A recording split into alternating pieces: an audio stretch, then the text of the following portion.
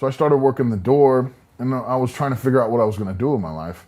And a buddy of mine, he was obsessed with strongman. He just got me in the gym one day and went from there. And you went and did your first competition, Yep. and boom, you just took to it really quickly, huh? Yeah, it was just like a fish in water, man. I took off, and football really helped me, but I also loved the gym. Like, that was one of the things, the camaraderie in the gym for football was one of my favorite things, because when you're sweating and you're pushing, and one of the guys is trying to keep up, but maybe he can't do it, but you see that determination, and that determination makes you want to help him. It makes us all closer, and it bonds you into this crazy a family type situation. And I loved the gym just growing up. So strongman was perfect for me. Okay. And before we get to strongman, what were you like as a kid? Like you said, 8 out of 10 kids, which means, man, you're down on the totem pole. One bathroom. One bathroom. Yeah, you grew up in some poverty, right? Yeah. Well, yeah. I mean, it's funny because when I tell people how I grew up, they're always like, wow, I didn't have electricity throughout high school. My dad worked at like a tractor company, Quinn Caterpillar Tractors. Yeah, He would come home on the weekend and he would plug in a generator from work for the weekend. So Saturday and Sunday we had electricity, but Monday through Friday we had none. And people always like act as though that's this big deal. It's crazy, but me as a kid, it's like that's just the way it was. That's what it is. So we had fun. We were super creative, and we would go and we'd jump on the trampoline, and we'd like create wrestling matches and stuff like that. I was obsessed with the WWF as a kid, obsessed. And I'd wrestle all my brothers and sisters until I got too big, and then they wouldn't want to wrestle me anymore. And we'd even like create little stories and movies and stuff like that, with a little camcorder. But we were really close. We were very close. And you got picked on as a kid because you were big?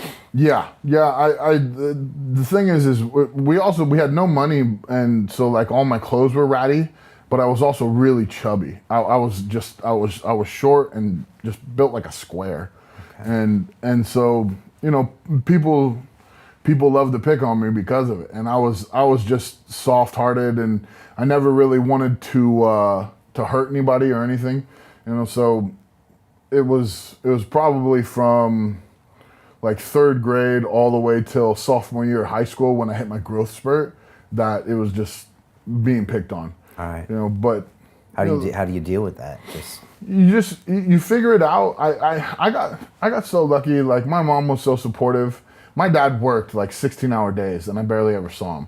But my mom, she was always telling me, you can do anything, you're special. And she really believed it. And you can tell when someone's telling you something and they're trying to be nice, or when they're telling you something that they truly believe. And I knew that I was going to be important. I knew I was special because my mom knew it. So I just grew up with that. And so even though I was picked on and I'd felt bad about my weight and everything, I'd always go home and I'd feel better.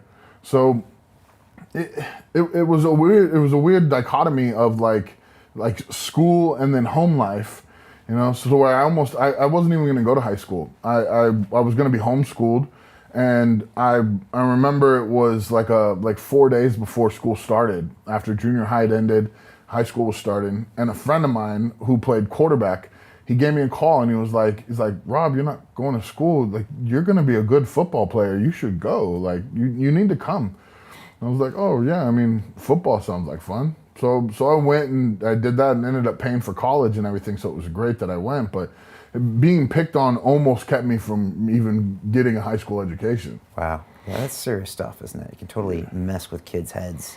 Definitely. For a long time. It really taught me the importance of a lot of things. Standing up for yourself, being true to yourself, but it also taught me how important that home life is. Like, that as an adult, but as a child I knew that because like when I was home, I felt like Superman, I was like, wow, like I'm really special, Imagine if your mom hadn't have been that way, or if she had to work. Exactly. Then maybe none of that would have happened. Exactly. And she was able to do that with 10 kids. Yes. That's impressive. Yeah, she's a very sweet lady. Yeah.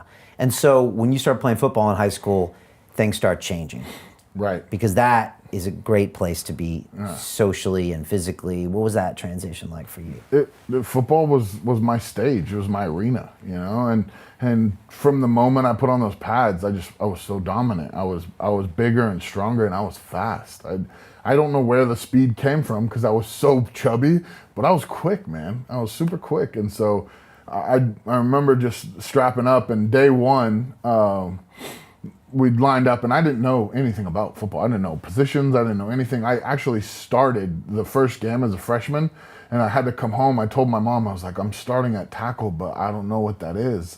So we bought a bunch of magazines, and we're looking through them, and I'm like, that's the tackle right there. Okay, that's where I'm supposed to go. You know? It's like before YouTube, right? Yeah, So exactly. Wow. And so you start getting good at that. And for people that don't understand, I mean, football in America is like a religion, right? It's huge. It's a big deal. Yeah. It's like the only sport in high school that matters. Yeah, it's huge, man. I mean, especially Texas and California, football is everything. And, you know, it's just, you know, if you're good at football, it didn't, all of a sudden it didn't matter, like, that I was chubby and all that stuff, you know, because it was like, oh, we saw you kick some ass on the field, you know, and so it really changed all of that for me. Okay, and you keep getting bigger throughout high school and college as well. Yeah. Okay. Yeah. I actually graduated high school with 375 pounds. Wow. I'm 393 pounds today. Okay. All right. Yeah. Is your body different today than in high school? Most definitely, yes. Okay. How so? Most definitely. I have a lot more muscle and a lot less baby fat. Okay. A lot less. Because it takes time to build that muscle, right? Definitely, grown man strength, you know, and the density, you know. I had a bigger waist then, everything, so you know, it's a big change. Yeah, I was showing you our video department earlier, and we did this film about Dorian Yates, who was 6-time Mr. Olympia, one of our early guests on London Real about 7 years ago, came on and. You know, people just thought he would have nothing to say. He's just some lump. And he actually ended up blowing everybody away with just his interests, his intellect, and all that stuff. And we did a documentary about him, and I got to watch his body change through his competition. And you really see that to build muscle, it can take, you know, 6, 8, 10 years to really build that structure up for someone like that. And I'm guessing similar with you. Right? Same exact thing. Yeah, it took me a long time. And then you start to learn, like, which muscles take longer, so you work those in a separate way. Like Dorian Yates, he basically treated his body like a sculpture. So like, I remember Arnold saying one time, he's like, oh, you'd look at yourself in the mirror and be like, oh, okay, I need more plaster on my sculpture here. Yeah. So then you go to the gym and you work that part, and that's your mold, you know? And that's basically what he did. And then, yeah, it takes a long time. You watch these bodybuilders come up, and, you know, Phil Heath didn't look like that 15 years ago. Yeah, yeah, takes time, right? Yeah.